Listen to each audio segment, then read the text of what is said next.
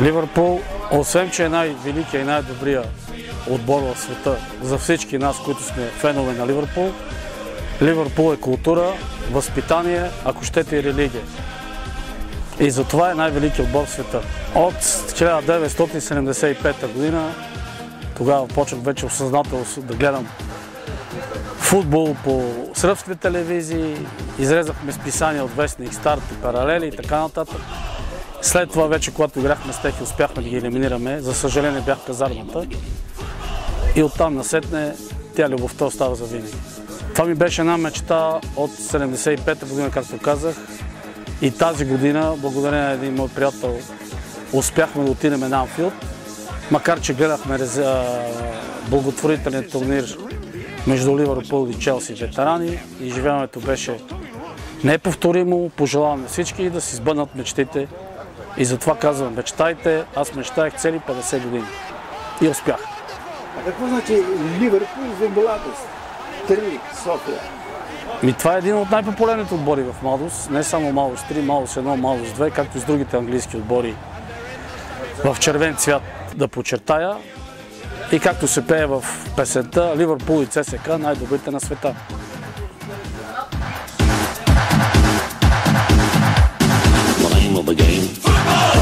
Чуждите отбори съм фен на Тотнъм, но винаги съм го твърдял това, че не съм толкова велик да бъда фен на Ливърпул. Пред всички Ливърпул ги гледам още от 82-3 година, още ЦСКА, когато ги отстраниха. После финала на Хейзел, стадиона, наказанието, което не беше правилно, но това съм го казвал. Не съм толкова велик да бъда фен на Ливърпул. От кога обичаш Ливърпул? От 74-та година, откакто биха ЦСКА. На колко години си бил тогава? На 13. И си обикнал за цял живот? Да. Защото е СЛА. Кой е СЛА? Левски, Ливърпул. Най-добрите на света. Добре. А тази традиция тук да се събирате по този повод за... Някъде от 2017-та. Най-добрите играчи на Ливърпул? Ян Ръш, Кевин Киган. Когато като дете, където джипол. Добре. Имал си възможност да гледаш на живо Ливърпул? Да, с Левски.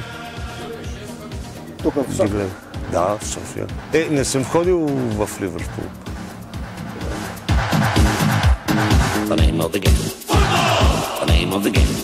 Сега ще ви представя моят приятел Кирил Пешев от Младост 3, върл фен на Ливърпул.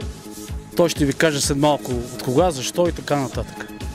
От кога си фен на Ливърпул и защо си фен на Ливърпул, а не на някой друг отбор?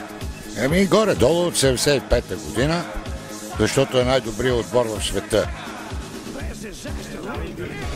Нещо друго да пожелаеш на Ливърпул и на всички фенове, които сме от Младост и сме много хиляди, както казваш ти?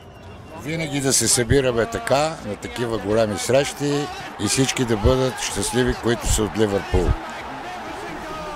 И да кажем, което пише тук, ти никога няма да вървиш сам.